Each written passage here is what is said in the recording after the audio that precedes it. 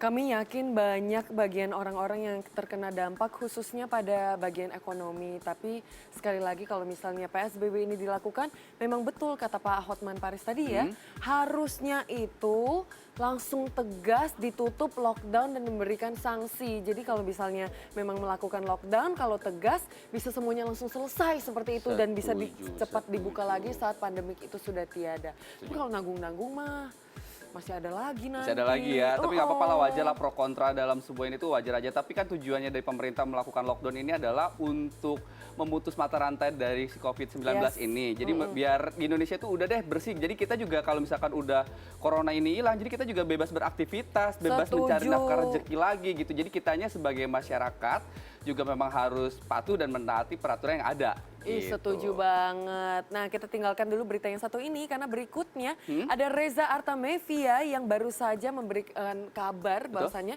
dia akan masuk ke rumah sakit rehabilitasi. Bahkan sekarang sudah masuk ke rumah sakit Bayangkara nih. Dan akhirnya kemarin katanya Reza juga memberikan informasi katanya sekarang udah resmi untuk direhabilitasi ya, tidak jadi menerima hukuman gitu. Yang pastinya juga mudah-mudahan ini juga menjadi efek jerah untuk Reza Artamevia yang mana kan ini juga merupakan terjerumus untuk yang kedua kalinya dengan hal yang sama. Nah, mudah-mudahan ini juga memberikan contoh kepada orang siapapun itu untuk tidak menggunakan narkoba gitu. Dan kira-kira liputannya seperti apa? Ini dia.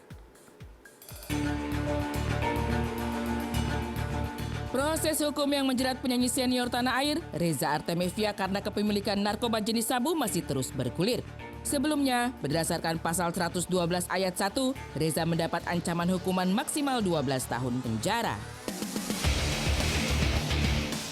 Pasal yang dipersangkakan terhadap yang bersangkutan, karena ini masih baru kita mendalami terus, di pasal 112 ya, ayat 1 subsidiar pasal 127 ayat 1 Undang-Undang nomor 35 tahun 2009 tentang narkotika dengan ancaman adalah paling singkat 4 tahun dan paling lama adalah 12 tahun penjara. Kemarin, dalam penuturan Kepala Bidang Humas Polda Metro Jaya, yaitu Yusri Yunus menyebutkan bahwa BNNP telah merekomendasikan Reza untuk menjalani rehabilitasi. Tak hanya itu, ibu dua anak ini juga sudah meninggalkan rumah tahanan Direktorat Reserse Narkoba Polda Metro Jaya dan sudah berada di Rumah Sakit Bayangkara Lemdiklat Polri Rehabilitasi Narkoba Polri di Pasar Jumat, Jakarta Selatan. Kemarin pengajuan untuk rehabilitasi kemudian dilakukan gelar perkara, ya sudah dilakukan. Kemudian pagi dilakukan asesmen, ya, asesmen. Kemudian rekomendasi dari BNP bahwa yang bersangkutan memang direhabilitasi. Siang tadi RA sudah langsung dirujuk ke rumah sakit rehabilitasi yang ada di Pasar Jumat, di Selapak Pasar Jumat. Siang tadi sudah berangkat. Ya. Dan sekarang yang bersangkutan sementara dirawat sementara di rehabilitasi, rumah sakit rehabilitasi yang ada di Selapapuk. Meskipun Reza tengah menjalani rehabilitasi, polisi memastikan proses kasus ini terus berjalan. Bahkan hingga kini, kepolisian juga masih memburu DPO berinisial F yang diduga sebagai pemasok sabu kepada Reza.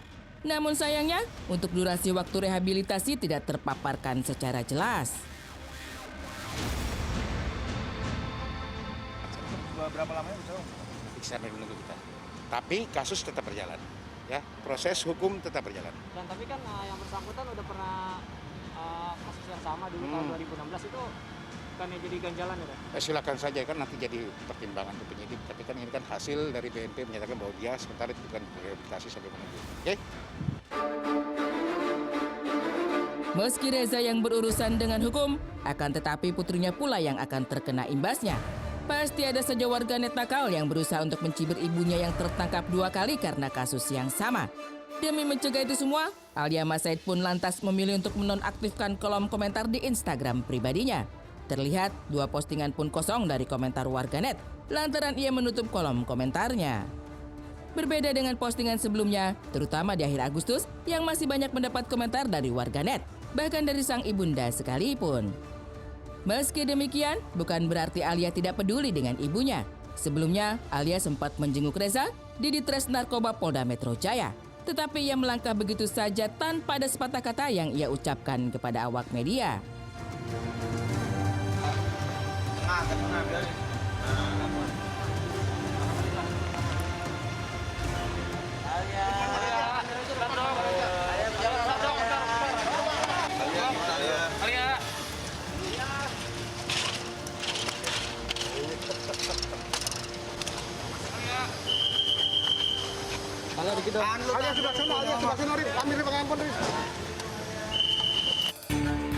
Semoga saja permasalahan ini segera dituntaskan dan kepolisian bisa menangkap pemasok barang haram tersebut.